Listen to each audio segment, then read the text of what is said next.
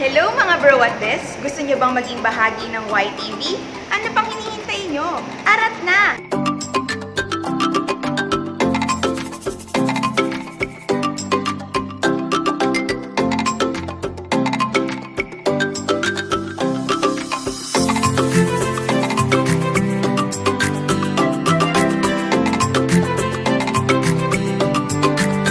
Explore new talents and new skills, expand your connections as you make new friends, and experience a new way of serving the Lord.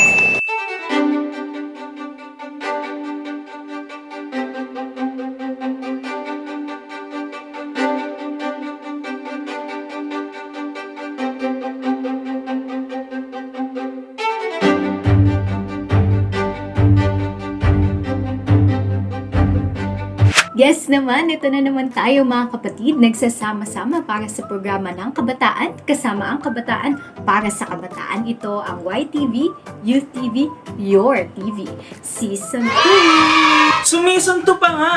Pero kami pa rin to! Walang nagbago! Livestream pa rin tayo sa ACY Facebook page at YouTube channel! Lunes hanggang Sabado tuwing 7:30 ng gabi. O diba, tuloy-tuloy ang saya. Ang exciting!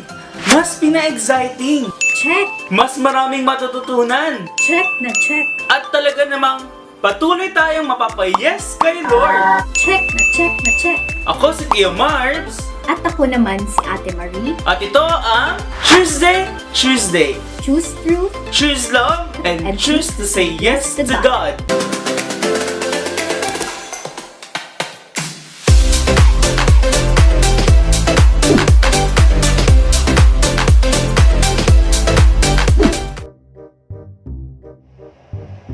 Oy, ay grabe. Boom naman ang business niya. Sana all. Ay! Aww! 1 year na pala sila. Grabe! Sana all. Ay! Hala! May car na pala siya. Bata pa nito ah. Sana all. Ay! Kabog si Ari mo girl, blooming. Sana all. Ay, Jelly, mapapasana all ka na lang talaga. Sana all swerte sa buhay. Ay. Nakasanayan na natin ang mag-comment o mag-post ng sana all sa mga post na may kinalaman sa mga blessings, magandang pamumuhay, o mga tagumpay ng iba. Ang sana all ay nagsimula sa phrase na sana lahat may ganyan or sana lahat. Meaning, wini-wish mong sana ikaw din ay may ganyang karaming blessing. Don't get me wrong ha, hindi naman ito masama. Kaya lang, nagiging daan ito para kainggitan natin ng iba. Is a no for me. Sa katunayan nga, merong study na nagsasabing ang sana all is an indirect way of showing envy or being resentful, and it's not a very good indication of your character. Kaya naman mga Kaway TV, para tulungan tayo magkaroon ng tamang mindset on how we can be contented with what we have and be grateful of what has been given to us, nag-imbita tayo ng dalawang special guest for tonight. So mga Kaway TV, let us welcome Miss Ria Atayde and Miss Ilsa Reyes.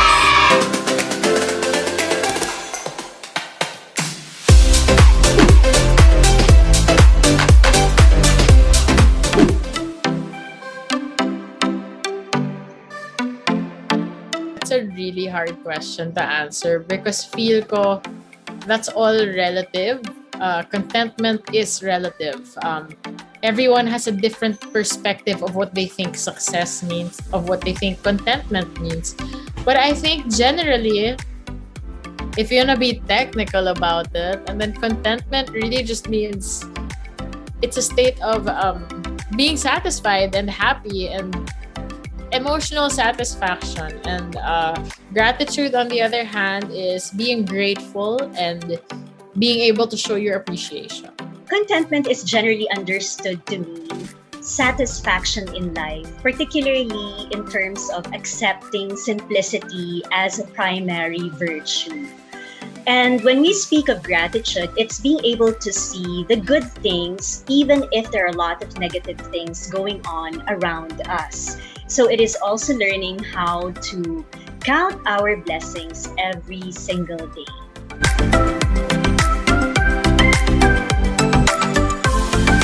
I honestly feel like over the past few years, it's become harder for us to be content and grateful because, you know, there's a lot of basis of comparison. Diba? Parang, I think contentment din kasi comes with your idea of success. If you feel like you're successful, and then I feel like you're a little bit more content. And I think nga, given social media, I feel like it's harder. Yun nga, kasi ang dami mo nakikita that you can compare yourself with eh. Although I think people in general are grateful pa rin naman. I'd like to think it's not hard to be grateful because what is saying thank you? And I feel like, well, personally, I haven't had any struggles of people that are ungrateful. If anything, it's gratefulness that keeps people going, at least in my circle. Na parang, kunwari may masamang nangyayari, it's okay. I'm still grateful because things are still okay. You know what I mean? Like, it's really all a matter of perspective, I think. And yeah, I honestly feel like social media has a lot to do with why it's hard for us now. It's oftentimes very difficult for us to be contented and to be grateful. I think there's a deeper problem that would be the root cause of both of these. And when we speak of the root cause, we are referring to our self-worth, particularly having low self-worth. Oftentimes, we are hungry for something. And when we are hungry for something, we have to be able to look at what we are looking for. Of course, there is this innate hunger and thirst for God and His goodness. But many times, we equate this hunger with that yearning for material things, for achievements, for worldly ambitions. And we think that only when we are able to get so much that we will be happy. Or unfortunately, when we reach that point where we have achieved so much, we look for something more. And so it is an abyss, an endless search for meaning. Kaya kadalasan, hindi talaga tayo nagiging kontento, hindi tayo marunong magpasalamat sa kung anong meron na tayo, kasi may pinupuno tayong kakulangan sa loob natin. Halimbawa, kapag nakikita natin ng ibang tao ay napakaraming mga likes sa Facebook tapos tayo hindi. Tingnan natin yung ugat sa bakit naiinggit tayo sa mga taong napakaraming likes. Oo, in a way, natural yung gusto mo ring maging popular, di ba? Kaya lang yung ibabase mo na yung pagkatao mo sa pagiging popular, ibig sabihin may kulang, di ba? Baka yung hinahanap natin, hindi naman pala popularity. Baka panakip butas natin yung pagiging sikat doon sa mga kakulangan natin sa ating sarili.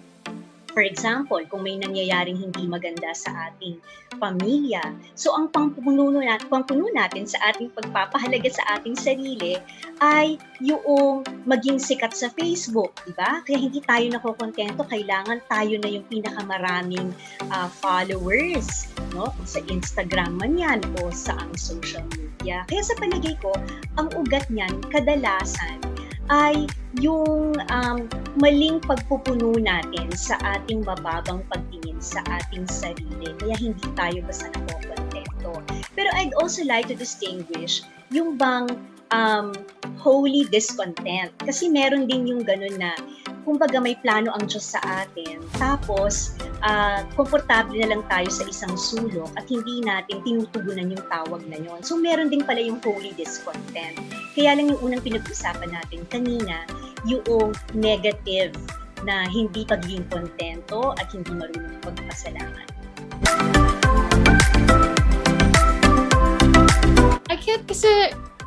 I can't pinpoint a specific moment of when and how I learned to be content and grateful. Because hindi naman sa perfect yung buhay ko, but there are just so many things to be grateful for in spite of the bad things. And when and how,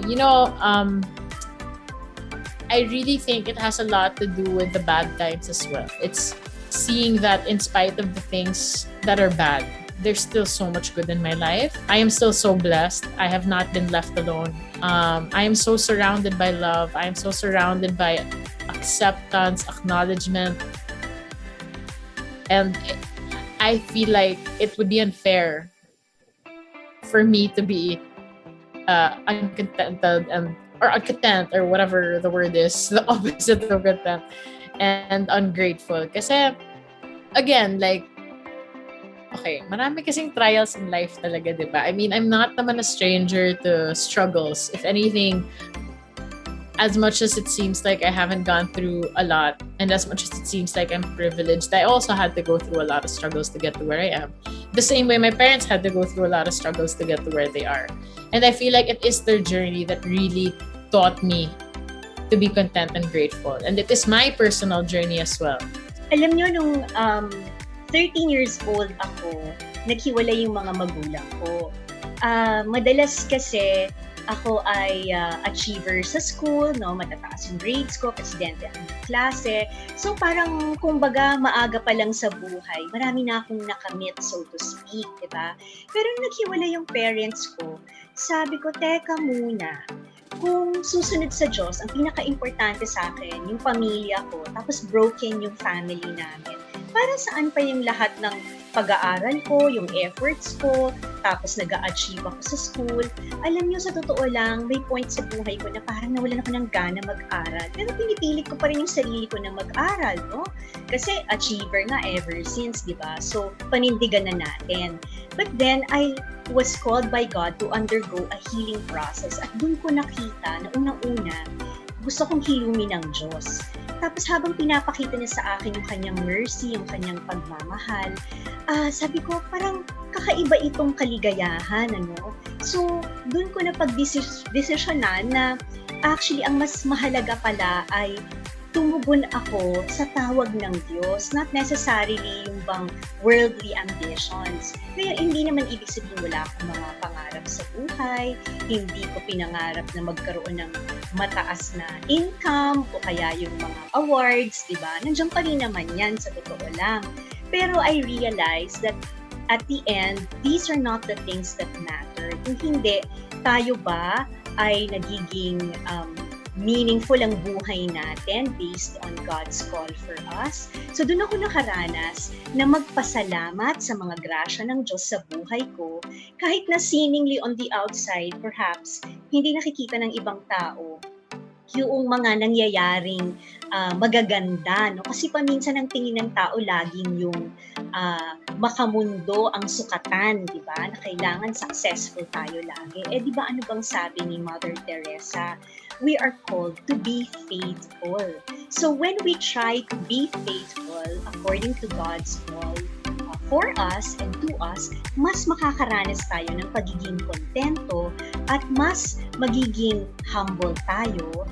We learn to be grateful also. So dun ko naranasan at an early age na, okay, iba pala dapat yung aking sukatan ng kaligayahan sa buhay. It doesn't mean that hindi ako nag-vacillate sa aking mga decisions or sa mga struggles ko sa buhay. Meron pa rin akong struggles. Meron pa rin akong mga hinahanap. Pero sa grasya ng Diyos, bumabalik pa rin ako dun sa, okay, be grateful, be thankful, and try to see ano ba ang ginawa ng Diyos sa araw na ito sa'yo, Ilsa. Diba? So parang mas magiging kontento at mas magiging mapagpasalamat kapag gano'n.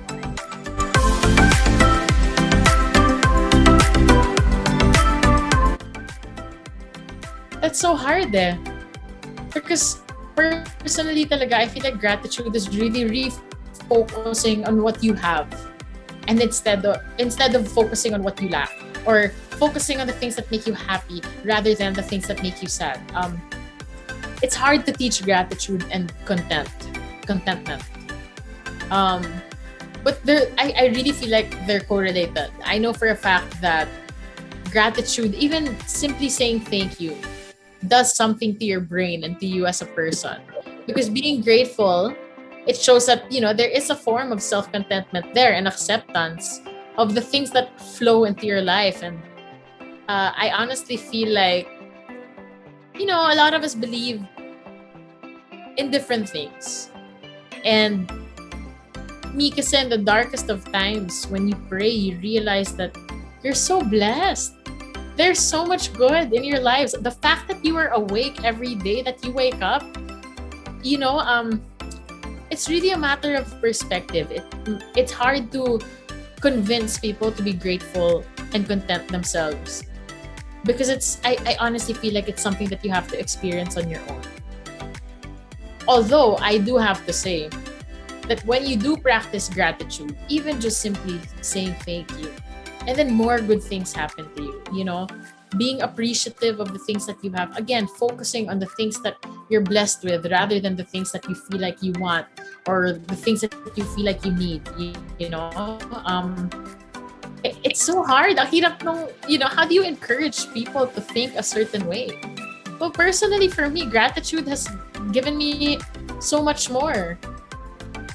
As much, again, as I am in a position of privilege or given a lot of opportunities, I honestly feel like a lot of these things wouldn't even happen if it weren't for me being grateful for the things that are in my life. It's hard, especially when you're going through a rough patch or a rough time or, a loss or anything, to focus on the good things. But again, there is so much good. Even the smell of coffee is something to be grateful for, as babaw as that is. Even somebody opening the door for you, that's already something to be grateful for.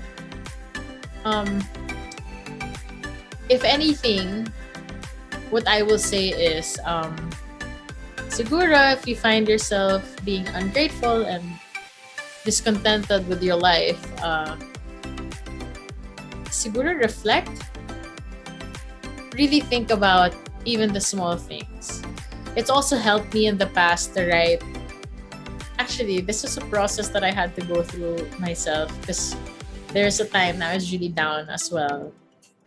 So apart from praying and meditating, a friend of mine told me na, hey, why don't you write at least 5 things you're grateful for every day? So I start with my family, the names of each of my family. And each day, while I write, I did this for a year. And grabe, the change that it instilled in me, it made me realize talaga that, less is more. There's so much to be grateful for. Even if the world gets crazy, even if our situations get bad.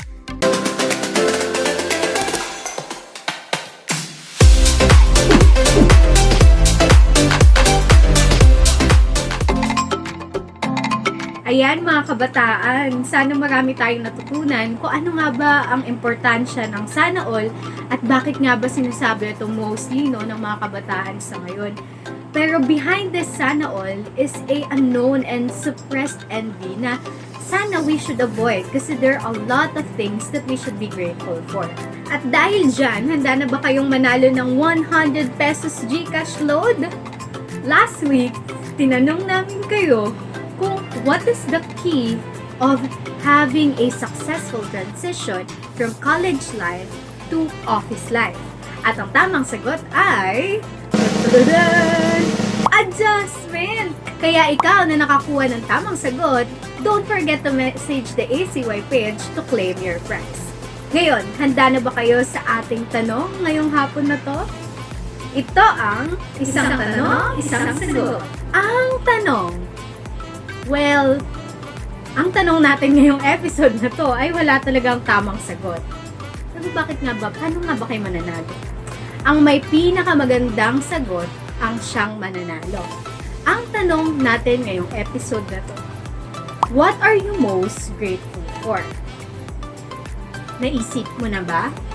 I-comment mo na ito sa comment section below. At ang may pinakamagandang sagot ay siyang mananalo ng 100 pesos GCash load. Kaya, good luck!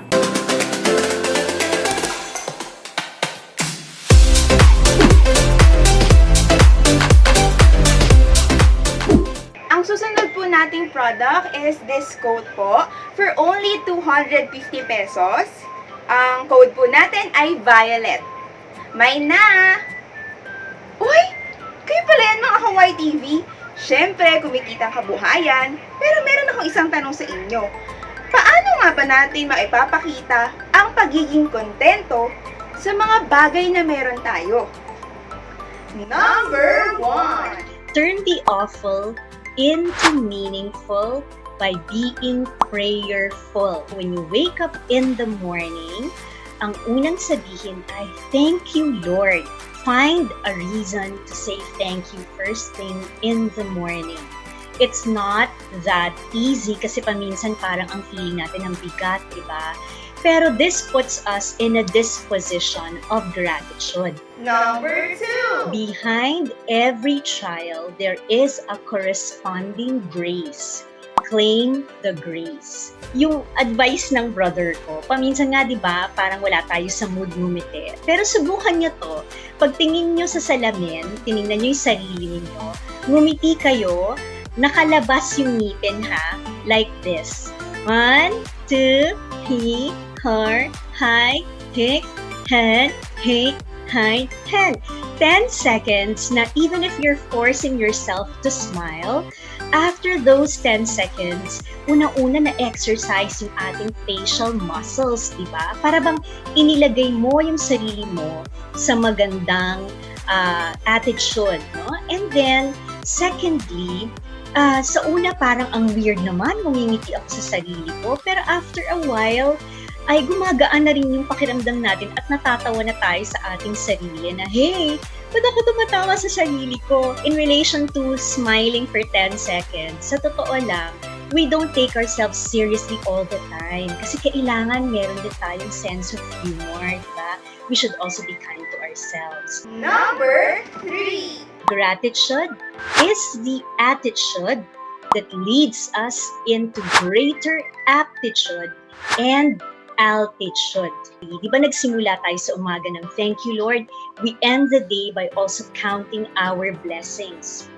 Ang ganda nga yan if you can say, thank you for at least 3 major blessings that you experienced during the day. Kasi paminsan we fall into that trap and tendency to be negative, di ba? So when we are grateful and when we make the choice to be grateful, oo, grasya yan ng Diyos, regalo ng Diyos ang pagiging kontento at pagiging mapagmapasalamat. Pero, importante rin that we make the conscious effort to cooperate with the Lord's graces. Yun oh! Salamat, Miss Ilsa! Lagi nating isa-isip at isa-puso ang mga tips na ito para tayo ay laging #feeling blessed at content sa buhay. Aming paalala, huwag malilito, huwag magpapalito, at huwag manlilito ng iba. Yon! Laging piliin ang tama at doon tayo sa true lang!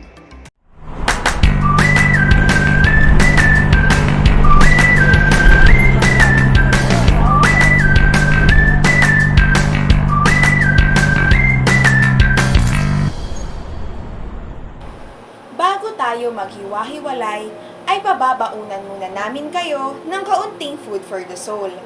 Halika, baunin ninyo ang aming pa-take home. But godliness with contentment is a great gain. From 1 Timothy chapter 6 verse 6. Walang tao na hindi pinagpala ng Diyos. Maaaring ang ilan ay may maayos at marangyang tirahan, nakakaluwag-luwag na pamumuhay. Maaaring ang iba ay may angking talento at maaari din namang nasa relasyon sa pamilya at minamahal ang pagpapala. Ano man ang pagpapalang ating tinanggap, tayo ay magpasalamat. Maging masaya tayo at makontento tayo sa biyayang ibinigay sa atin ng Diyos. Magiging kalugod-lugod tayo sa Diyos sa pamamagitan ng maayos na paggamit natin ng mga biyayang mayroon tayo.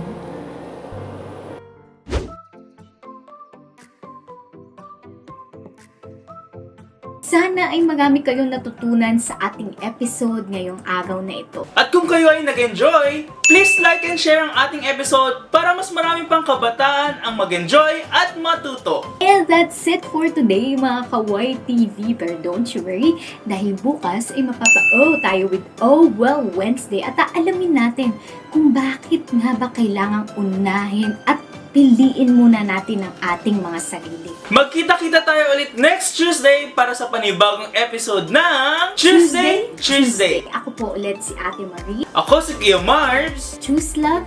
Choose truth and always choose to say yes to God. Bye-bye!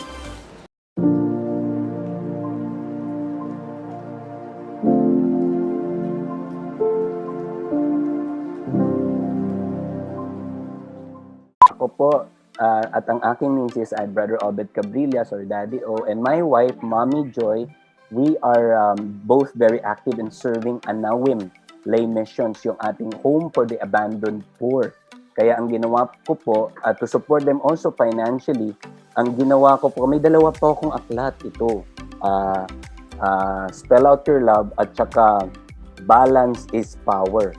Now, pag binili nyo to sa bookstore, expensive. Pero ang ginawa ng mga publishers, tsaka namin, pinackage namin 2 books for only 500 pesos. I am naming the price not because I want to solicit, no. I'm actually soliciting para makatulong tayo sa Anawin. So, package the book, 2 libro na nakatulong ka pa sa Anawin. So, my very first book, puro acronym to, paborito to ni Direct Gav, at tsaka Balance is Power sa mga taong nawawalan na ng balance. Life is all about balance, di ba? A balance of practicality and faith. A balance of health and wealth. Balance of very loving and very effective. Yan po. So, 2 books in 1, 500 pesos po. So, feel free to message me in person. Just message us and we will deliver. God bless.